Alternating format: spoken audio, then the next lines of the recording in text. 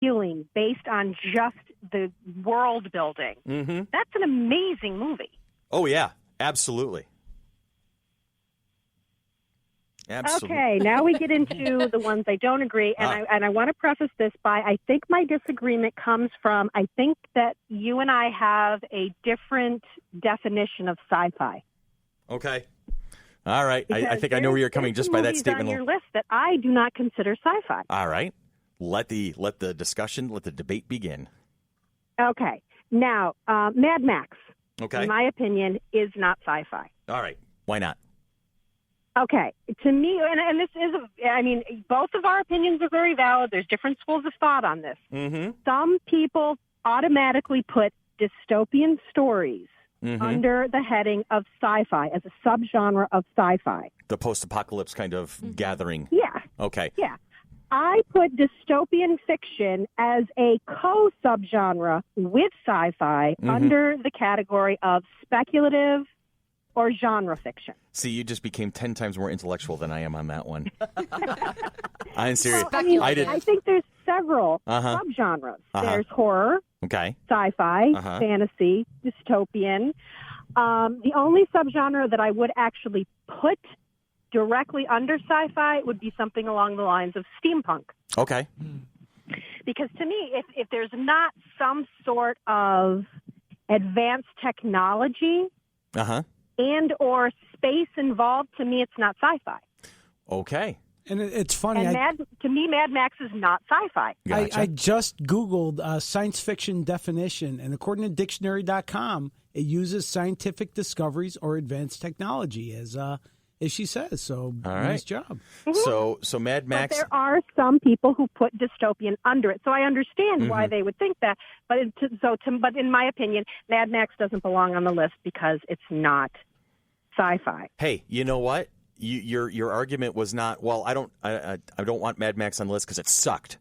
You know, you had a logical, rational reason for it. So, and I'm actually, I think I've seen that one. I'm feeling a little on the educated side on this one right now because I'd not really considered that, and you're bringing up terms that I was not familiar with. So it definitely helps kind of put it in a different perspective. So that's cool. Thank you for that. All right, moving on. And one of your honorable mentions, I think, also I take off the list because of that, and that's V for Vendetta. All right, yeah. I mean, when you put it that way, when you describe the way you did with Mad Max, then V for Vendetta is it. You know what? And V for Vendetta is more of a comic book movie because it came from a graphic novel, right? Yeah. You know, so and I put like superheroes while they would be considered sci-fi. I put them also as a separate category, but that's only a personal preference. Gotcha. And I think we've talked about that in the past because especially when we've had our discussions of the Marvel Cinematic Universe and the DC Cinematic Universe, et cetera. We've kind of talked about the differences between sci-fi and comic book movies, and there's a whole lot of stuff going on there. And it's funny. Just this week, I was thinking about the difference between sci-fi and fantasy because my wife and I binge watched a show called American Gods on Starz. How was it? I haven't seen that yet. So good. Good. It's very good.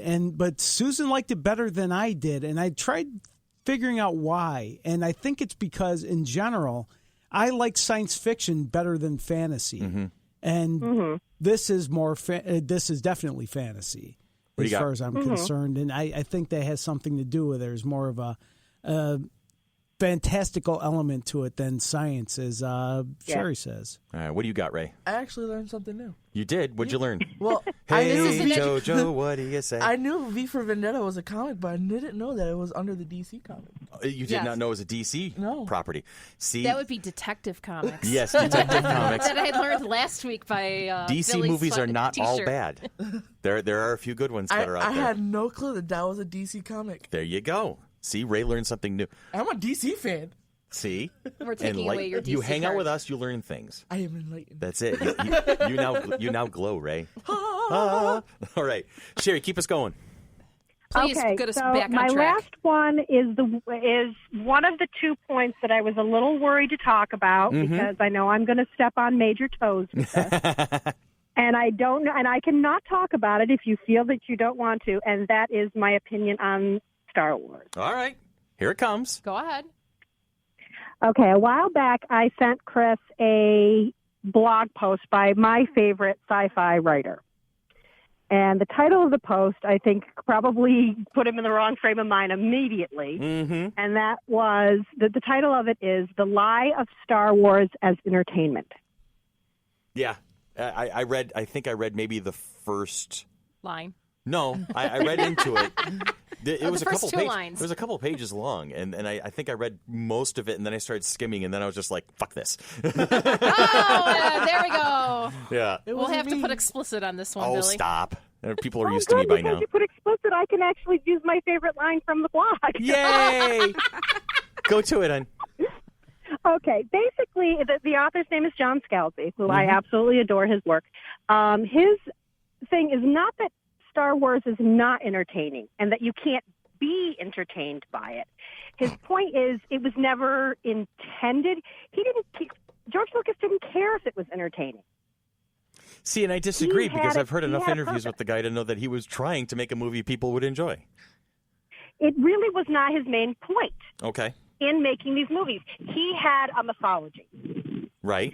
And he was going to, the whole story was not to entertain, the story was to further his mythology. Mm-hmm. And anyone who thinks that he had a huge plan over what he was going to be obviously hasn't watched the movies back to back because there's so many plot inconsistencies Well, yeah. among the three films. Mm-hmm. The first three, we're not even going to talk about the travesty that is the second trilogy. Okay, the prequels. Yeah. Yeah, the prequels. Yeah, we agree Because wholeheartly there, my that, dear. That was an entirely different category. Oh, yeah. Oh, yeah. That was an entirely different order of magnitude. Mm-hmm. And the only thing that could have saved those was somebody else directing and writing them. Yes. And you and I talked a little bit about this because to me, the best Star Wars film, and I know it wasn't out yet when you guys did the original podcast, is Rogue One. Mm-hmm. To me, that is just the best Star Wars film made because it has, I think, the best complete story. Okay. Even though it kind of... It had a middle, it had an end. If that was the only movie that we had, you could follow it, and it was great. Visually, the acting was good. It was just a really good story. Okay. And the fact, but here's the thing is I'm going to debate your assertion that it's a self-contained movie because the whole the final sequence at the end where they basically craft this very elaborate handoff to the original 1977 Star Wars. Okay, but here's a question. If you cut out that scene, would it have made the movie any less good? I know, and I'm with you. It is one of my favorites of the Star Wars franchise. I'm curious as to the beginning, the middle, and end, where the end is just so intrinsic to the beginning of another movie entirely. So it's see, look at that. We got intellectual there for a moment. Yay. Yes, we can think. But no, but I'm with you on that one. It is an excellent movie, but do you rank that higher than even the fan favorite of Empire? My problem with Empire is because it is not a complete story, you can't, as much as people want to, you can't unhook it from Jedi. Right. It ends with a cliffhanger, which not many movies dare to do these days. Jedi is the weakest of the original trilogy. Okay, and I'm fine with that assertion. I mean, you asked me how I felt about the new one, the new trilogy, and I said I can't really judge it until I get the rest of the story. All right, so you're going to have to see The Last Jedi, and you're going to have to see Awakens from his nap. Which is what I've tentatively called the third movie, because you've got The Force Awakens, The Last Jedi from his nap. That's the way it's going to flow together. All right, so that's the working title of the third movie when it comes out. And so when you see those three movies together, you're going to be able to set that story aside and judge it and compare it to the rest of the saga, the rest of the franchise. Yes. All right. I mean, people want to separate Empire from Return of the Jedi. Mm-hmm. They want to. They want to, but they can't because there's so much hinging. And the other one is so problematic. Mm-hmm. Mm-hmm. Well, the teddy bear dance party at the end is what always throws me off. Between the two movies, it's one story. Mm-hmm. I'm with you. All right. And what makes Empire so great is George Lucas didn't write it or direct. She's right. Yeah, I can't argue that point at all. I can't argue that point at all.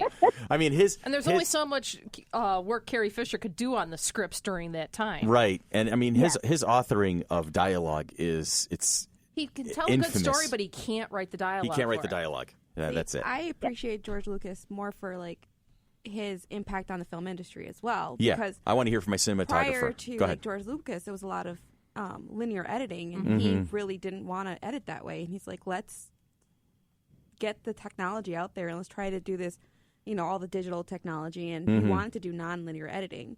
So he was on the forefront of that, not the only one doing it. Eventually, Avid came out and they started their program. I'm going to stop you just for a second because we are the uneducated when it comes to certain terms. What's So non-linear tell me a little bit editing? about the difference between linear and non-linear editing. Linear editing is basically reel to reel, where you're actually splicing the video and connecting the actual film. Okay. Where non-linear is when you put it on a computer interface, and now you can edit this scene before you come and edit that scene. You can move things around more. Okay. You don't have to edit in order. All right. So you're not building the movie from beginning to end. You can kind of put the pieces together because a lot of movies aren't shot from beginning to end. Right. You shoot the end today, you shoot the beginning tomorrow, you shoot the middle some other day. It's not shot that way, so he wanted to edit that way. Sean Astin actually had an anecdote about that when they were doing Lord of the Rings, The Return of the King. He said the very first scene that he remembers recording was him coming back and picking up Sam's daughter and saying, well, I'm home. And that was one of the first scenes he did as a Hobbit. He's like, where'd I go? Was the very first scene he did was one of the last scenes of the movie. So, all right, so I get that. Okay. So That would so confuse he me. kind of pioneered in that Okay. avenue of getting that done. So because of the Star Wars movies and other movies that came after that, that's become the way we edit now, and it's a lot easier. Mm-hmm. Well, I assume assembling the story bit by bit, and then having the bits just kind of hanging out there having to ready. wait until everything's shot and then shooting it. Yeah. All right. So we got a little. See, this has been an educational experience for me today. And that's what we were hoping to do. I have learned a lot today so far, and I love that. I love that very much. There'll be a quiz later. There will be a quiz later? Oh, I'm going to fail it automatically. I was not a good student. He's I worked playing with Mr. You're not T. the only one. I've been sitting with I've been playing with the Mr. T bobblehead doll in front of me. So, all right. So where Where's Walter? are we going to take this from here? We're going to keep talking. Let's keep talking about Star Wars. Do you have some more points about that one, Cher? The only thing, and since you already swore, I'll say this, and if you guys choose to cut it out afterwards, that's fine. Bring it on. Don't worry about it. There is a line in the John Scalzi blog post and I'm paraphrasing because I did not write down the exact quote. Okay. But it's basically the Star Wars trilogy is George Lucas masturbating to Joseph Campbell and getting all of us to pay to watch The Money Shot. Wow. Damn. I do remember reading that line. I know which one you're talking about. And I think that was actually where I turned off the article at that point, is when I just basically, I'm like, So really? are you turning off this podcast now? No, I wouldn't do that. I wouldn't do that.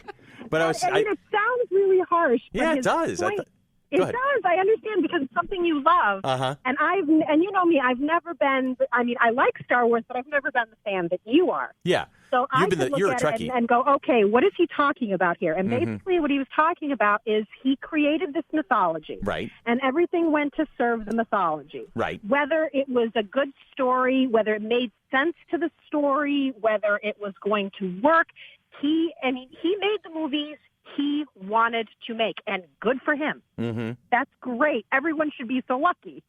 Yeah, but true. We have to accept that he doesn't care if we watch him or not. Okay. He kept remaking them. Yeah, that's another thing that really always bothered me, was just how many times there was a new version of it coming out. It was almost like Douglas Adams had 6 different versions of Hitchhiker's Guide to the Galaxy that were rolling around at one point or another. There's the original book. There's the radio show. The radio, the TV, 2 or 3 different movies, and then another book series that was kind of edited and whatnot before he passed away. And even that, it kind of dents your appreciation for the original story. And I would give anything right now. I would give anything for a clean copy of the original 1977 Star Wars that hasn't been edited or added to or anything. I would just love to be able to see it in its original form just once. We might have that on Laserdisc. You might have that on Laserdisc? We might. Do we have a Laserdisc player, Andy? I used to have one. I don't know if we... Right next to your Betamax? I don't think we have a Betamax. And your TRS-80? Not 100% positive, but I think might be able to find it on Fire Stick. You might be able to find it on Fire Stick these days? Possibly. I Maybe. don't know. Chances are We'll it's see. probably the edited version. Because I would love to be able to just see it again and just try to remember what it felt like to appreciate it the first time around. That would be a thing.